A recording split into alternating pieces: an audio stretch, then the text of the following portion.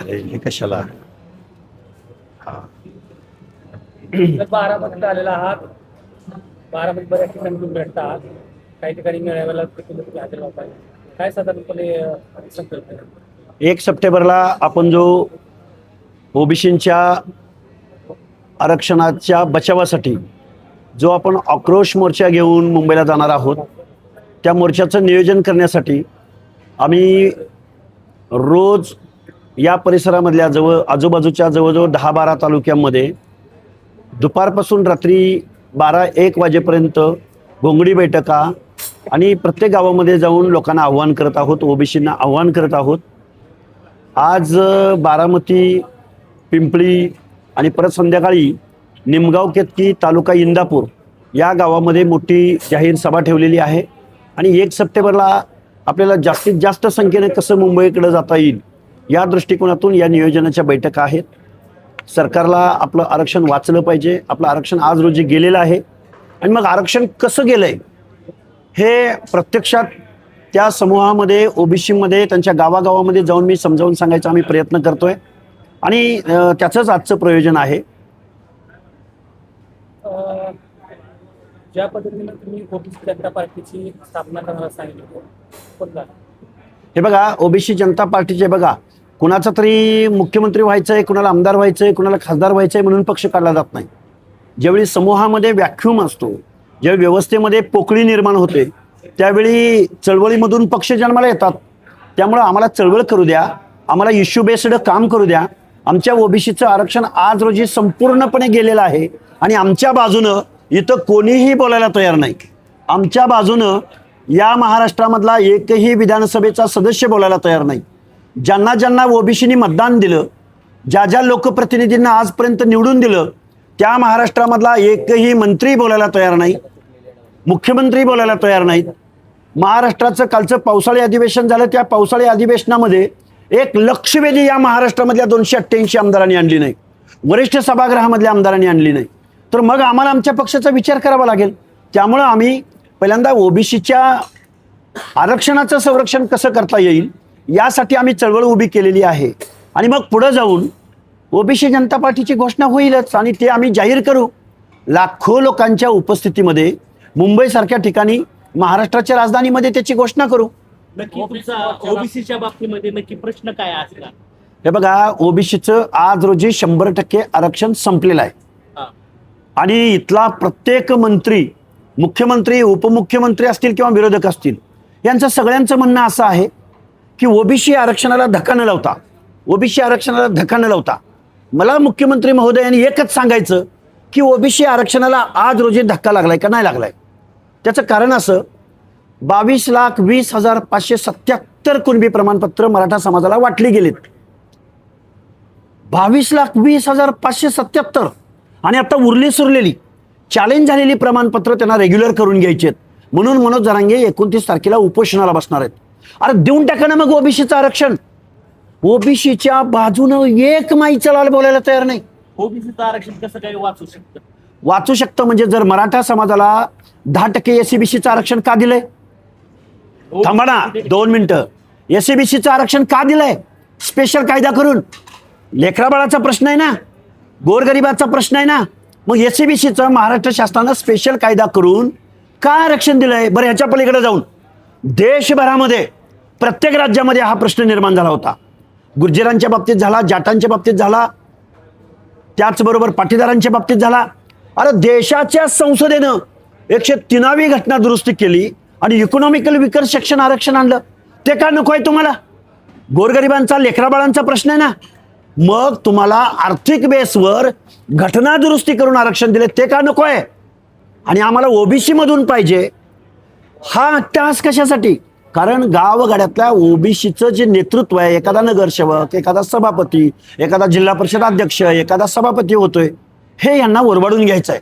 गावच्या पोलीस पाटलापासून, सरपंचापासून ओबीसीचा माणूस पुढे आला नाही पाहिजे.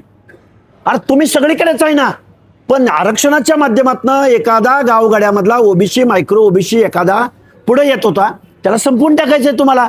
म्हणजे ओबीसीचं आरक्षण महाराष्ट्राच्या मुख्यमंत्र्यांनी, उपमुख्यमंत्र्यांनी, मंत्रिमंडळाने आमदारांनी सगळ्यांनी मिळून ओबीसीचं आरक्षण संपवलेलं आहे. या प्रश्नावर मी जाहीर आव्हान देतोय सरकारला आणि सगळ्या पक्षप्रमुखांना की तुम्ही आज रोजी ओबीसीचं आरक्षण संपवलंय.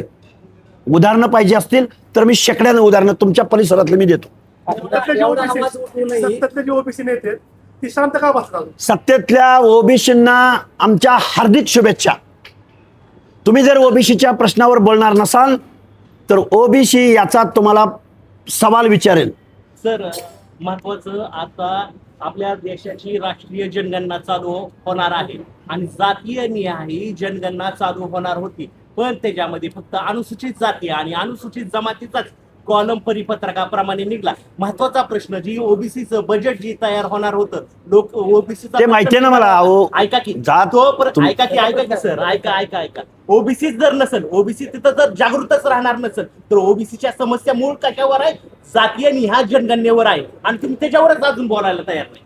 कोण बोलत नाही? तुम्ही बोला ना सर. अरे एक ना एक प्रश्न तुमच्या आले त्या प्रश्नांची उत्तरं देऊ का जात नाही जनगणनेवर बोलू? माझं कुठलाही अजेंडा काढा, माझी कुठलीही बाईट काढा.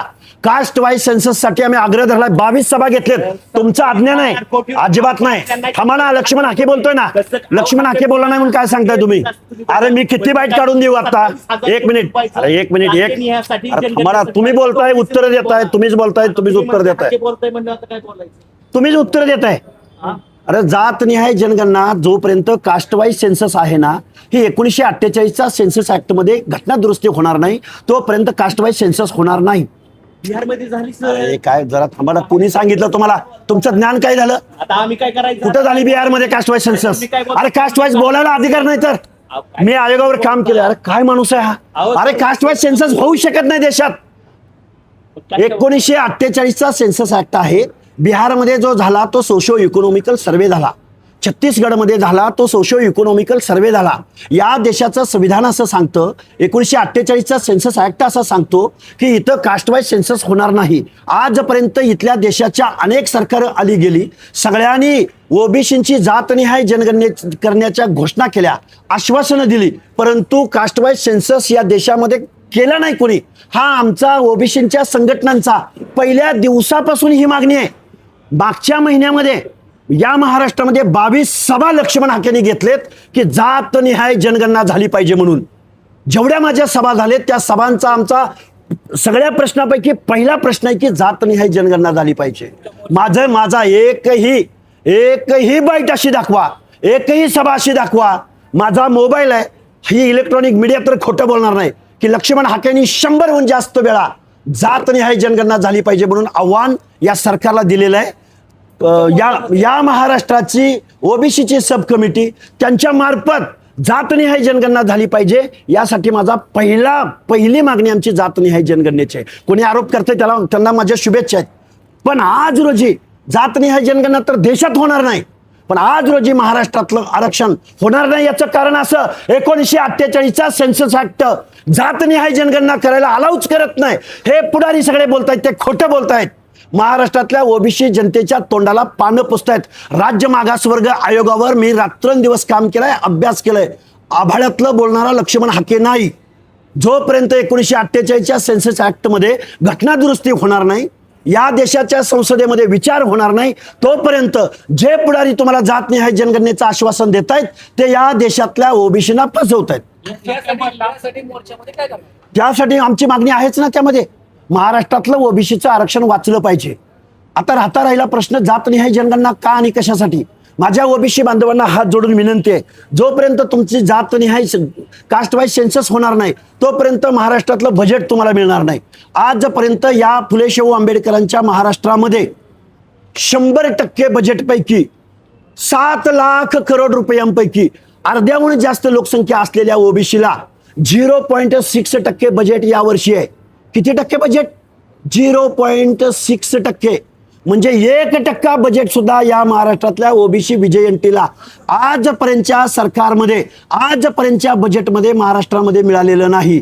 माझी आजपासूनची, माझं कालचं भाषण काढा, परवाचं भाषण काढा, 13वाचं भाषण काढा, आजपर्यंतच्या पेपरच्या बातम्या काढा. त्या बातम्यामध्ये लक्ष्मण हाके बजेटवर किती वेळा बोललाय. इथं सगळी मंडळी बसलेली आहेत. कालच्याच सभेमधलं मी तुम्हाला काढून दाखवतो. आता ते माणसांपर्यंत पोहोचत नाही, मीडिया ते लावत नाही. एखादी शिवी दिली तर ब्रेकिंग बातमी होते. पण आम्हाला काय म्हणायचंय, अरे संवैधानिक भाषा बोलून बोलून बोलून आरक्षण कसं संपलंय सांगून सांगून घसा बसला राव आमचा, आणि परत कुणीतरी यायचं आणि तोंडावर काहीतरी मारायचं. हे काय चाललंय? 1 सप्टेंबरला तुमच्या मागण्या मान्य नाही झाल्या तर पुढची भूमिका काय? आम्ही 1 सप्टेंबरला पुणे जिल्ह्यातल्या दौंड तालुक्यातल्या पाटस टोल नाक्यापासून हजारो 4 व्हीलर मुंबईच्या दिशेनं निघतील. आमचं आरक्षण गेलेलं आहे, त्याचा जाब इथल्या सरकारला विचारतील, इथल्या लोकप्रतिनिधींना विचारतील. जर त्यांना 27% आतून तुम्हाला आरक्षण द्यायचं असेल तर महाराष्ट्रातले 48 खासदार दिल्लीत गेलेत.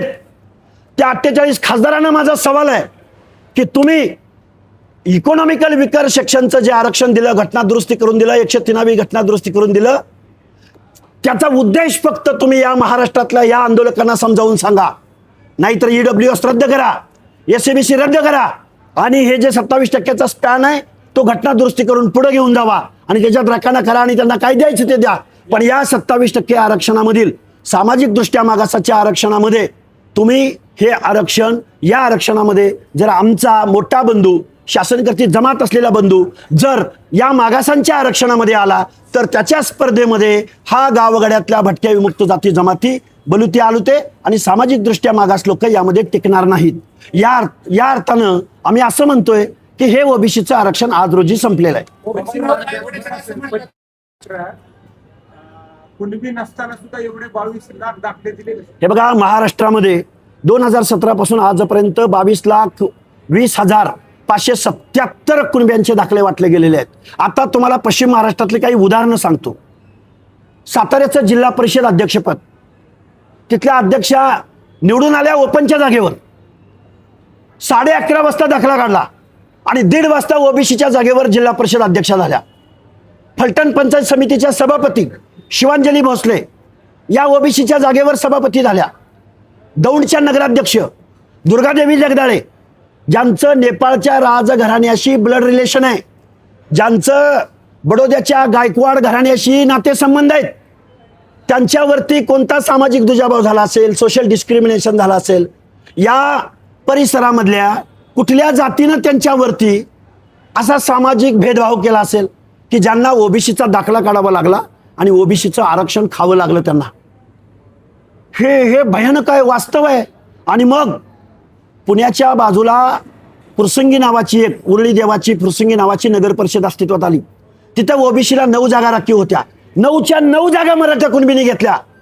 राहिलंय ओबीसीचं आरक्षण. पुण्यामध्ये 42 ओबीसीना जागा राखीव होत्या, त्यातल्या 31 जागा मराठा कुणबीने घेतल्या. राहिलंय ओबीसीचं आरक्षण.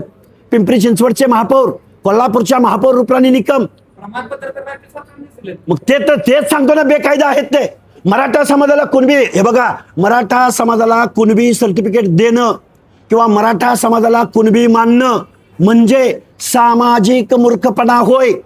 जस्टिस मारला पल्ले, कुठल्या तत्कालीन औरंगाबाद हायकोर्टाचे न्यायमूर्ती, त्याचबरोबर काल परवा 2 वर्षापूर्वीच सर्वोच्च न्यायालयानं 650 पानांचं जजमेंट दिलंय. मराठा समाज हा सामाजिक दृष्ट्या महाराष्ट्रामध्ये मागास नाही. 650 पानांचं जजमेंट. मग एक मनोज जरांगेंनी उठायचं आणि त्यांनी म्हणायचं हे काय आमच्या कुणब्याच्या नोंदी, हे काय आमच्या कुणब्याच्या नोंदी. नोंदी म्हणजे काय? 58 लाख नोंदी म्हणजे त्याच्या पुढे कुठं लिहिलंय, कुणाचं नाव लिहिलंय, त्याच्यासमोर कुठं लिहिलंय की हे ओबीसी, हे सामाजिक दृष्ट्या मागास आहेत म्हणून. रेव्हेन्यूच्या नोंदी म्हणजे तुम्ही कुणब्याच्या नोंदी दाखवणार.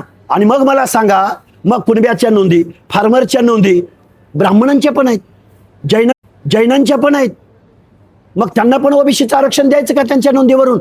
मी तुम्हाला हजारोनं जैनांच्या नोंदी, फार्मरच्या नोंदी सांगली आणि कोल्हापूर जिल्ह्यामधल्या शिरोळ तालुका असेल, हातकणंगले तालुका असेल, या भागातल्या हजारोनं नोंदी देतो जैनांच्या. मग जैन समूहाला द्यायचं ओबीसी मधलं आरक्षण, ब्राह्मण समाजाला द्यायचं ओबीसी मधलं आरक्षण.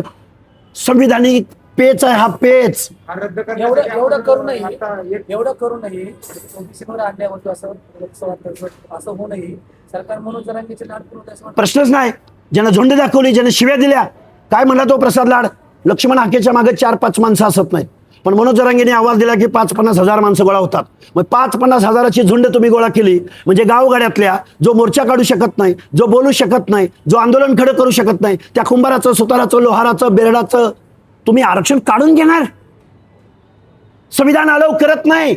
या व्यवस्थेमधल्या शेवटच्या माणसाचा हक्काचं संरक्षण इथलं संविधान करतं. तुम्ही झुंडीला घाबरताय, बळी पडताय, तुम्ही कायदा पायदळी तुडवताय. लक्ष्मण हाकेंचा कसा बसलाय सरकार काय लक्ष दिलं? ऐकून मी लक्ष्मण हाके मरेपर्यंत हे आंदोलन लढणार.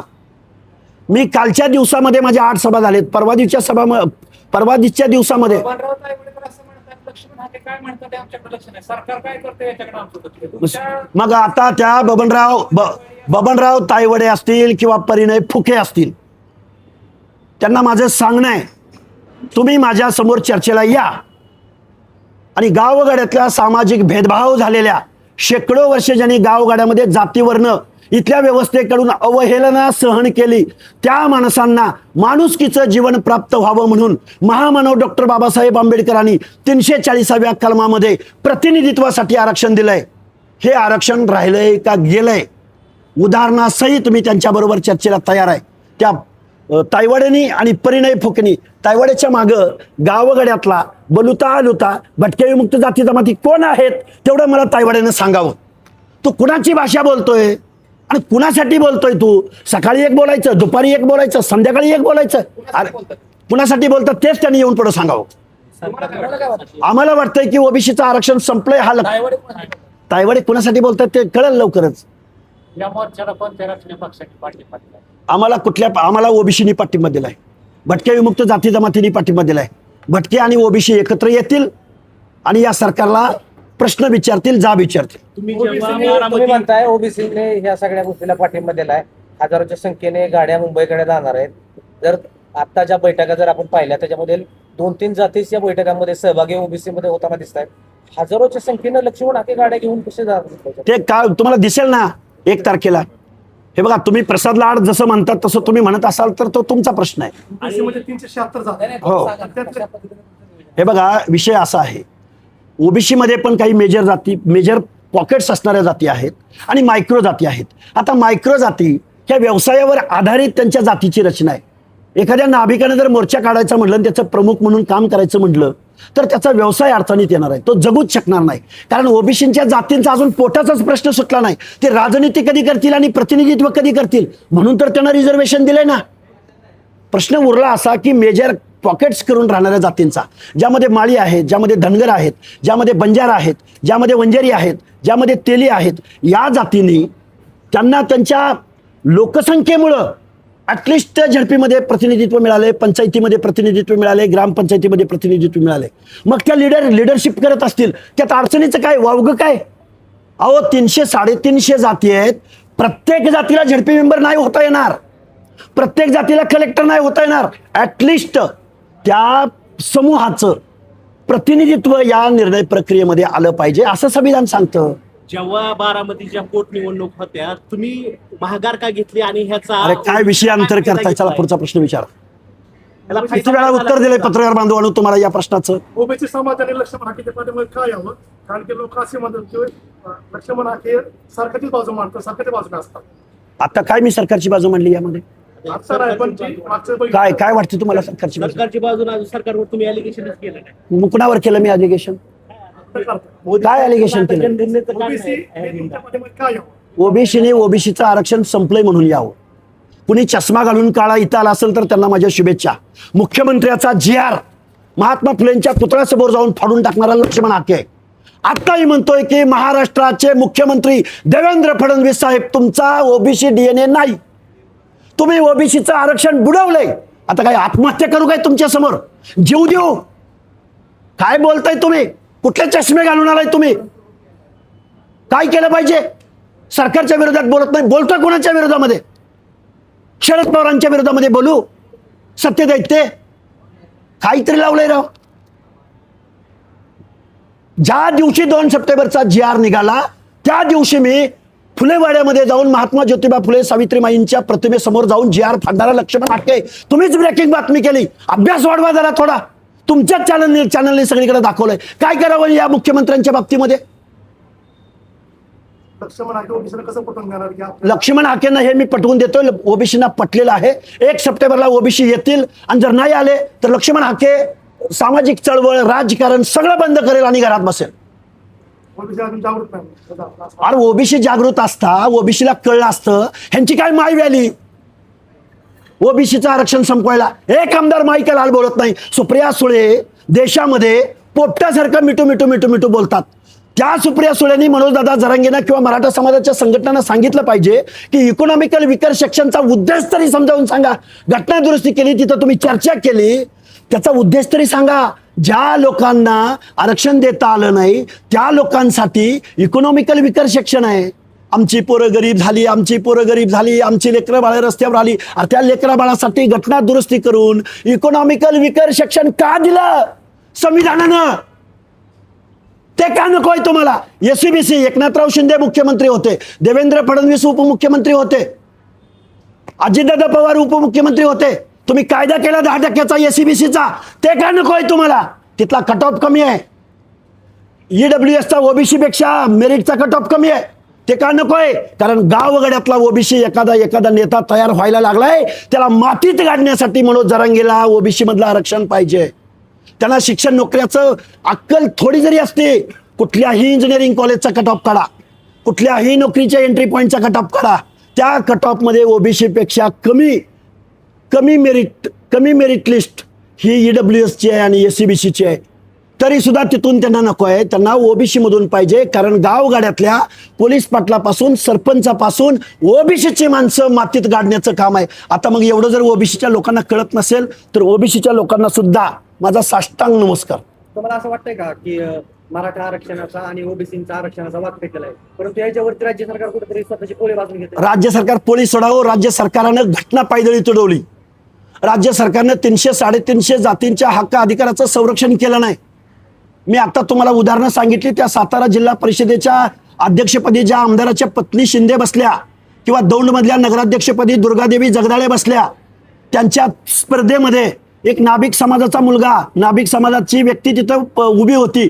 ती नाभिक समाजाची व्यक्ती जी मागास आहे, जिच्या बाबतीत सामाजिक दुजाभाव इथं शेकडो वर्ष झालाय, ज्यांचं प्रतिनिधित्व इथल्या व्यवस्थेमध्ये नाही, ज्यांना हीन दर्जाची वागणूक इथल्या व्यवस्थेनं दिली, त्या माणसांचं प्रतिनिधित्व त्या दुर्गादेवी जगदाळेंनी, त्या सातारा जिल्हा परिषदेच्या अध्यक्षांनी, कोल्हापूरच्या महापौर निकमानी, त्याचबरोबर पिंपरी चिंचवडच्या त्या रवी लांडगेनी हे सामाजिक मागासांचं जात चोरून ओबीसीचं दाखलं काढून या ओबीसीचे अधिकार लुबाडले का नाही लुबाडले ते सांगा. काय सांगू तुम्हाला? अजून कसं राहिलंय म्हणून सांगू ओबीसीचं आरक्षण? काही बोलतात राव लोक. मुख्यमंत्र्यांच्या विरोधात बोलत नाही. कुणाच्या विरोधात बोललो मी? कुठल्या विरोधकाचं नाव घेतलं मी इथं? ओबीसी आरक्षणासाठी एवढं जीवाचं आकांड पांडव लक्ष्मी नाके करतायत, राज्यभर पायपीट करतायत. या सगळ्या पार्श्वभूमीवरती जो धनगर समाज एसटीमध्ये आरक्षणाची मागणी करतो ते मात्र अगदी सोयीस्कर भाजपनं थांबवले किंवा भाजपने याच्या हे बघा, मला कायम हा प्रश्न विचारला जातो. मला जाणीव आहे मी धनगराचं पोरग आहे, मेंढपाळाचं पोरग आहे. पण या ओबीसी मध्ये 27% 3.5% आरक्षण NTC अंतर्गत धनगर समाजाला मिळतं. धनगर समाजाची, माळी समाजाची, वंजारी समाजाची, बंजारा समाजाची, लिंगायत समाजाची, तेली समाजाची, या मेजर पॉप्युलेशन असणाऱ्या या जातींची जबाबदारी आहे की गावगाड्यातलं हे 27% आरक्षणाचं संरक्षण करणं.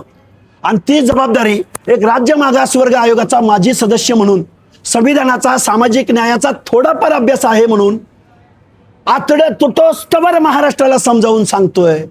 पण महाराष्ट्राचे मुख्यमंत्री ऐकायला तयार नाहीत, उपमुख्यमंत्री ऐकायला तयार नाहीत, विरोधक ऐकायला तयार नाहीत, मंत्रिमंडळात बसलेले 9 कॅबिनेट मंत्री ओबीसीचे ते ऐकायला तयार नाहीत. असंच राहिलं तर लक्ष्मण हाके जीव सुद्धा द्यायला मागं पुढे पाहणार नाही. लक्ष्मण हाकेची मागणी करतात ते सरकारमध्ये 9 कॅबिनेट मंत्री का करत नाही? ती का करत नाही तो त्यांना प्रश्न तुम्ही विचारला पाहिजे. कारण पत्रकार बांधव बी त्या ओबीसीच्या नेतृत्वाला कधी प्रश्न विचारताना दिसून येत नाही. मला खेद व्यक्त करावा असं वाटतो. लक्ष्मण हाके जेवढे आमच्या संपर्कात असतात तेवढे ते मंत्री नसतात. हो, पण ते देणारे ते आहेत ना. आंदोलक लक्ष्मण हाके आहे. आंदोलन करणं, भांडणं लक्ष्मण हाकेचं काम आहे. पण त्यावरती निर्णय घेणं समाज त्यांना का जाब विचारत नाही हा प्रश्नच आहे ना. ओबीसीचे मंत्री असतात असं वाटत असल्यामुळे पण लक्ष्मण हाकेंना फक्त प्रश्न विचारला जात असेल. हो, आंदोलन करताना प्रश्न विचारणं हे मी समजू शकतो. पण ज्यांच्यावरती देण्याची जिम्मेदारी आपण निवडून दिलेल्या माणसांवरती आहे त्या माणसांना विचारणं सुद्धा आवश्यक आहे ना. ओबीसी समाजाला तुम्ही शेवटचं आव्हान काय का? ओबीसी समाजाला एकच सांगेन, आता तुमचं आज रोजी आरक्षण गेलेलं आहे. कसं गेलंय हे मी माझ्या वेगवेगळ्या चॅनलवरती मेन स्ट्रीम मधल्या असो किंवा लोकल असो, मेन स्ट्रीम मधल्या चॅनलवरती आतापर्यंत 2000हून जास्त मुलाखती दिलेल्या आहेत, 2 वेळा उपोषण केलेलं आहे. गावागावामधल्या सभांची संख्या जर काढली तर ते 1000-2000च्या पुढे जातील. तेव्हा माझी तुम्हाला हात जोडून विनंती आहे की तुम्ही शेवटचा प्रश्न असेल, भुजबळ साहेब ओबीसीचे नेते म्हणतात, परंतु भुजबळ साहेब याच्यावरती काय बोलत नाही. सगळे बोलतायत, ते का बोलत नाही तो त्यांना तुम्ही प्रश्न विचारा. लक्ष्मण हाकेने त्यावरती काय उत्तर द्यावं? तुम्हाला लाईन पाहिजे का? माझी लाईन आहे ना, ओबीसीचं आरक्षण संपवलंय सरकारनं, मग त्यामध्ये हे सगळे मंत्री आहेत ना. राज्यकर्त्यांच्या विरोधात आपण लढणार आहे. तेच चालू आहे ना, न्यायालयीन चालू आहे, रस्त्यावरची लढाई चालू आहे, सगळं चालू आहे. त्यांनी आरक्षण घेतलंय ना ओबीसीचं, त्यांच्या विरोधात चालू आहे ना, मग रद्द झालेत ना, दाखले रद्द केलेत या पिपळीमध्ये पण तसंच झालं. चालू आहे ना.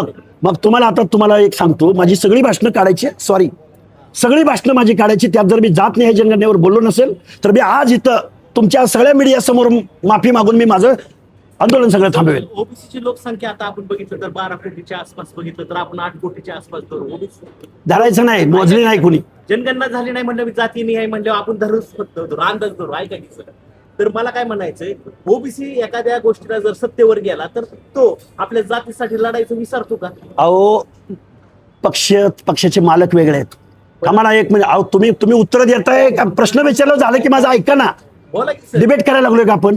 हा. प्रश्न विचारणं पत्रकाराचं काम आहे, उत्तर ऐका ना. हो, बोला. अहो, या व्यवस्थेमध्ये जर ओबीसी डॉमिनंट असता, ओबीसी संघटित असता, ओबीसी राज्यकर्ता शासनकर्ता असता, त्याची जेनॉलॉजी राज्यकर्त्याची असती, अरे हा गुलाम आहे, हा व्यवसायात अडकलेला आहे, तो डोंगराच्या कुशीत अडकलेला आहे. अरे पक्षाचे मालक कोण? तिकीट वाटणारे कोण? पैसे वाटणारे कोण? कारखानदार कोण? कसा ओबीसी त्यांच्या स्पर्धेमध्ये टिकेल? विषय असा आहे, ही लोक लीड करू शकत नाहीत. निर्णय प्रक्रियेत त्यांचं प्रतिनिधित्व हवं म्हणून त्यांना प्रोटेक्ट केलंय ना संविधानानं. पॉझिटिव्ह डिस्क्रिमिनेशन अडॉप्ट का केलं संविधानानं? कारण या लोकांना नेतृत्व करता येत नाही, त्यांना सामील होता येत नाही, म्हणून त्यांना प्रोटेक्ट करून पॉझिटिव्ह डिस्क्रिमिनेशन अडॉप्ट करून त्यांना रिझर्वेशन दिलंय.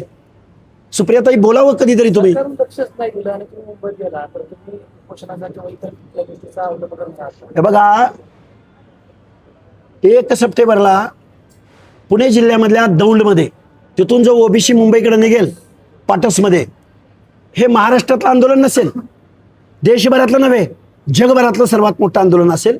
हे मी आत्मविश्वासाने तुमच्या समोर मांडतोय. हा, हजारोंच्या गाड्या, फक्त या आजूबाजूच्या 3-4 तालुक्यातल्या 1000 गाड्यांची नोंदणी आतापर्यंत आमच्या बरोबर झाली. मागण्या काय असणार आहे त्या अरे, आतापर्यंत काय प्रेस घेतली सगळी. धन्यवाद, थँक्यू.